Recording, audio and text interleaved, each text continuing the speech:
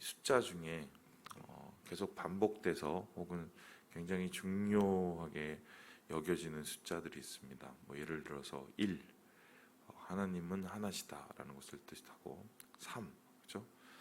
2는 또 증인의 완전수를 뜻합니다. 그래서 그 예수님의 제자들이나 아니면 전도하러 갈 때 꼭 2명씩 가라고 하는 이유가, 그것이 한 명은 전도하고 한 명은 옆에서 기도하라는 소리가 아니라, 원칙적으로 따지면은 우리가 예수님의 증인이기 때문에 증인은 2명이 될 때 효력이 나서 이게 2명 그렇게 얘기를 하는 거예요. 그리고 3은 완전수이자 우리 세 분이며 한 분이신 삼일체 하나님을 가르치죠. 그래서 3과 또 3일, 또 예수님께서 3일 만에 부활하셨다, 뭐 이런 완전한 수를 얘기하고, 또 7은 여러분 아시는 것처럼 주님이 세상을 창조하신 날이죠. 그래서 창조를 완성하시고 마지막 날엔 쉬신 완성의 날이 이제 완전수가 이제 7입니다. 그리고 나서 10이 아니라 12예요. 우리 생각에는 10진법이 우리는 익숙하니까 10이 중요할 것 같은데, 물론 이제 그 보병을 셀 때 뭐 10부장, 뭐 100부장 뭐 이렇게 가긴 하지만 그건 이제 로마 시대의 셈법이고, 실제적으로는 이스라엘 백성들에게 성경에서 자주 나오는 숫자는 사실 12입니다. 12이라는 숫자는 이거는 이제 완성수이고, 야곱의 아들들 12아들에서 이제 파생된 것으로 어떤 그 한 단위, 그리고 완전히 다 채워짐, 그리고 기업을 받는 것, 뭐 이런 걸 얘기를 할 때 12를 얘기합니다. 그래서 예수님의 제자도 몇 명입니까? 12이에요. 12. 그래서 그 12이라는 것은 두 가지 의미인데, 주님이 12지파와 마찬가지로 새로운 12제자를 세워서 이스라엘 민족을 영적으로 계승한다, 영적인 이스라엘을 계승한다는 의미와 동시에 이 12이라는 숫자를 통해서 하나님께서는 완전함으로 이 땅에 속에서 사람들을 부르시고 완성하신다, 뭐 이런 개념들이 이 12에 들어 있습니다. 그런데 특이한 것은 예수님의 12제자의 분포를 보면 대부분 12제자가 어디 출신입니까? 갈릴리 출신이에요. 갈릴리 출신. 우리 생각에는 예수님이 좀 탕평책을 써서 말이죠. 전라도에서 한 명, 경상도에서 한 명, 뭐 아니면은 북한 뭐 어디 함경도에서 한 명, 이런 식으로 이제 뽑아갖고 12를 뽑으시면 그게 맞지 않을까 생각을 하는데, 실제적으로 보면 예수님께서 세운 제자들은 다 갈릴리 출신이고, 갈릴리에서 대부분 뭐 하던 사람들이 많습니까? 물고기 잡는 분들이 많아요. 어부 출신이다.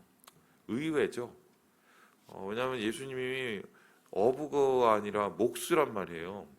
목수신데 어부를 불렀어요. 그죠? 그리고 유다의 중심인 예루살렘에서 한참 떨어진 갈릴리란 말입니다.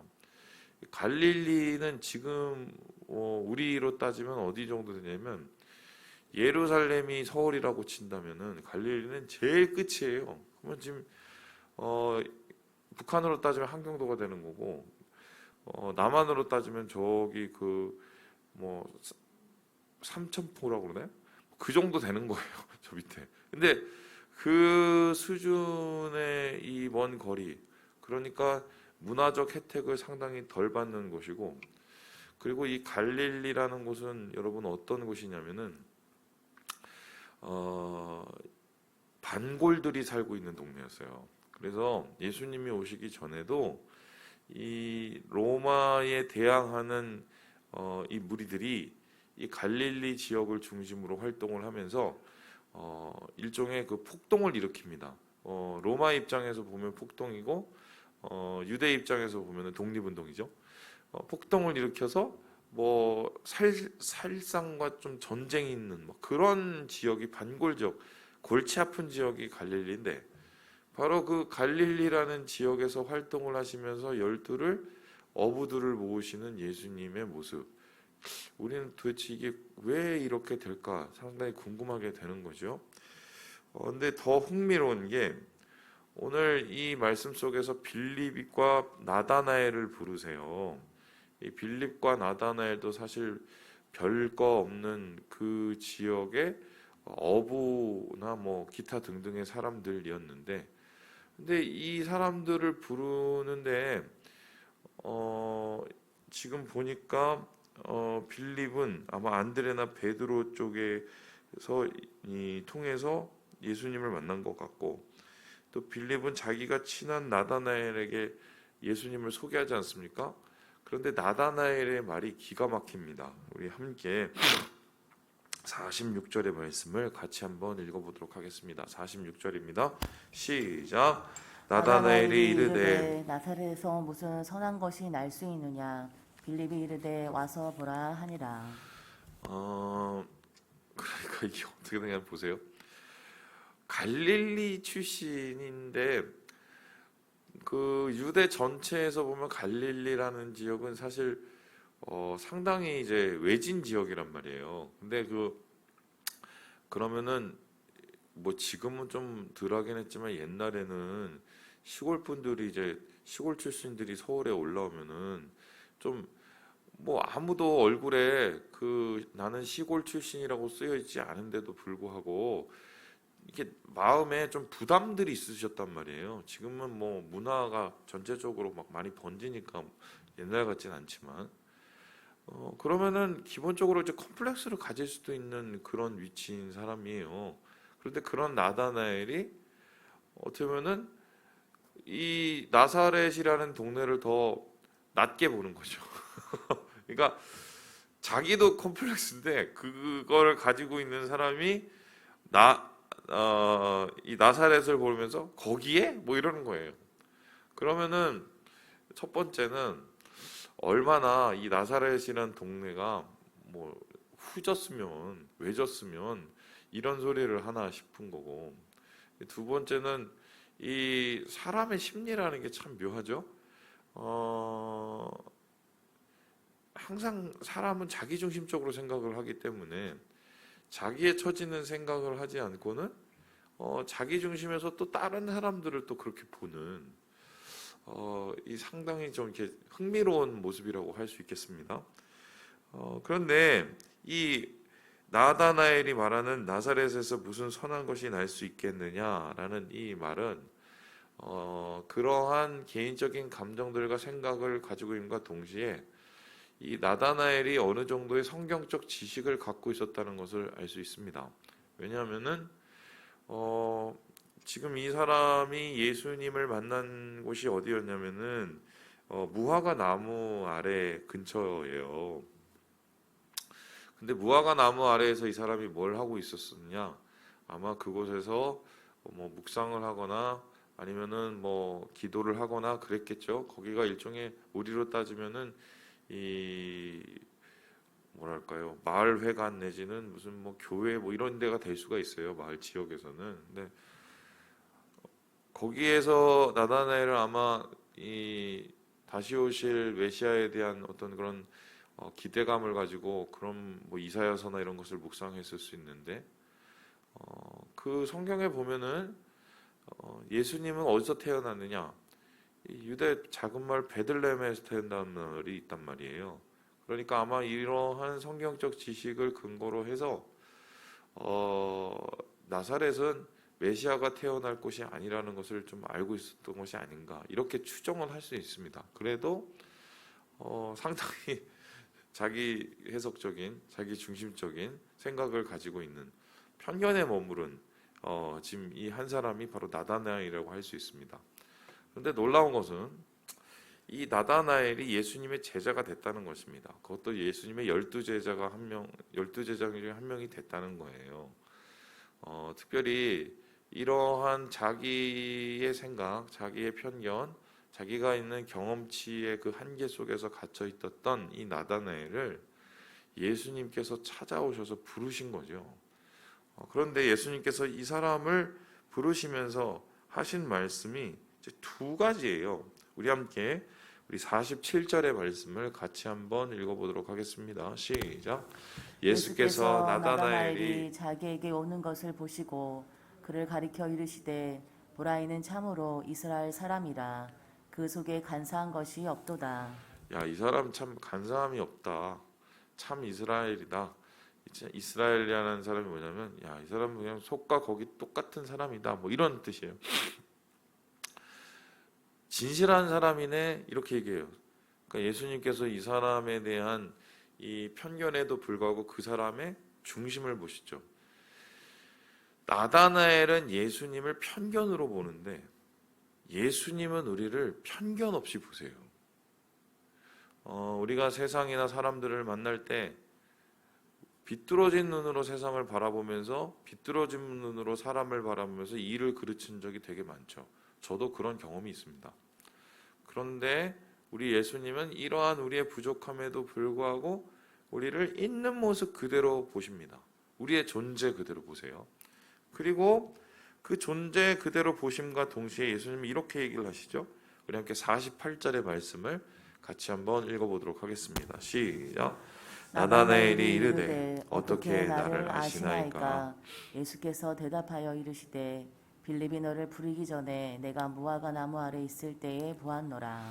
이 사람의 존재 자체, 있음 자체를 보실 뿐만 아니라 그 있음 중에서도 이 사람의 가장 연약한, 가장 그 마음속에 있는 그 진실한 그 모습을 예수님이 보신다는 거예요.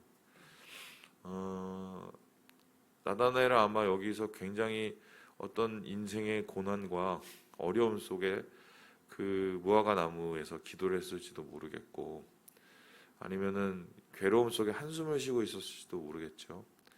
그런데 인생의 가장 깊은 그 고통 속에 있는 모습을 예수님께서는 기억을 하시고 그의 마음을 열어주신다는 겁니다.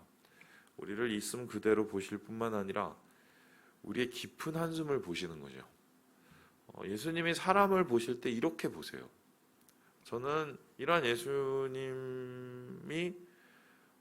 참 감사합니다. 왜냐하면은 저도 예수님을 인격적으로 만난 이유가 저를 있음 그대로 바라보아 주시고 나보다 나를 잘 아시는 거죠.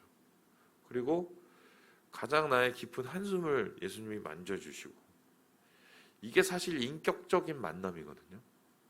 그러니까 인격적인 만남이라는 것은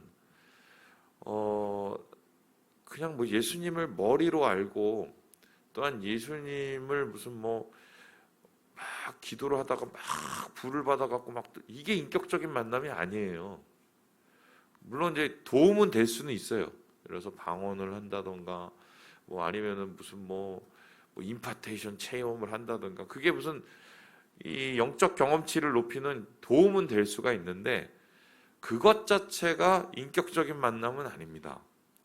인격적인 만남은 뭐냐면 내 마음의 중심을 주님이 터치해 주시는 거예요.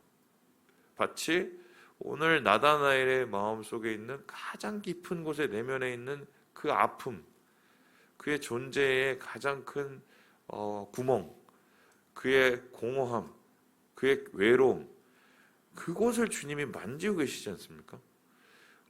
그것을 만졌을 때 이 나다나엘이 완전 변할 수 있었던 이유가 뭐냐면, 나를 아시네, 내 아픔을 아시네, 내 상함을 아시네, 내 필요를 아시네. 그 마음에 열리죠.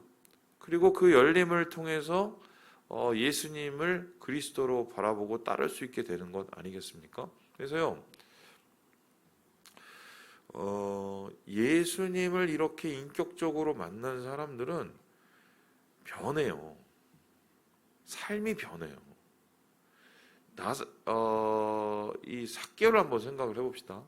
삭개오도 예수님을 인격적으로 만났어요. 그죠? 그의 인생에서 가장 큰 컴플렉스라고 할 수 있는 키 문제, 그리고 사람들의 시선을 피해서 올라갈 수밖에 없었던 뽕나무, 그 사람의 가장 깊은 내면이거든요. 그거를 예수님이 보시잖아요. 내려오라고 하시잖아요. 인격적으로 터치를 하시죠. 그러고 나서 삭개오가 완전히 다 변해버리죠. 자기 인생에서 가장 중요한 돈을 다 뱉어버립니다. 그러니까 사람이라는 거는 자기를 알고 자기를 품고 자기와 함께 할 수 있는 예수 그리스도 주님을 만나면 변할 수밖에 없어요. 그러니까 우리가 그 인격적인 하나님과의 만남이 얼마나 중요한지를 다시금 깨닫게 되는 것이죠. 그래서 오늘 말씀 속에서 우리는 예수님께서 이러한 나다나엘의 삶을 만지시고 그를 일으키시며 그를 제자로 삼으시는 모습을 통해서 우리를 만나시기 원하시는 하나님의 마음을 다시 한번 이해해 보게 되는 겁니다. 결국 이러한 모습 끝에 나다나엘은 49절에 보니까요, 하나님의 아들이십니다. 이스라엘의 임금이십니다. 메시아라고 고백을 하게 되고요. 그리고는 예수님께 그에게 선물을 주시죠. 우리 함께 51절 읽고 마무리해 보도록 하겠습니다. 51절입니다. 시작. 또 이르시되 진실로 진실로 너희에게 이르노니 하늘이 열리고 하나님의 사자들이 인자 위에 오르락내리락 하는 것을 보리라 하시니라. 이 이야기는 여러분 아시는 야곱의 사다리를 뜻합니다. 이 사다리가 사다리가 아니라 계단이죠. 주님의 보좌가 쫙 위에 있고 그 계단이 쫙 있는데 거기에서 천사들이 오르락내리락 하면서 기도를 들고 올라갔다가 내려오는 응답을 가지고 내려오는 이 환상을 보지 않습니까? 바로 이러한 하나님을 직접적으로 만나고 주님께 기도하며 또한 주님께 응답받는 직통 이 교제의 삶이 그의 삶 속에 이루어질 것이다 라고 얘기합니다. 인격적인 만남이 열리니 주님과의 교제의 길이 열리는 거죠. 축복의 길이 열리고. 말씀을 마칩니다. 우리 사랑하는 형제 자매 여러분, 여러분 어떤 만남을 하셨습니까? 그 인격적인 만남을 기억하시고 또 기대하시고 오늘 하루 주님 안에서 은혜롭게 살아가시는 우리 모든 형제 자매들 되시길 주님의 이름으로 축원합니다.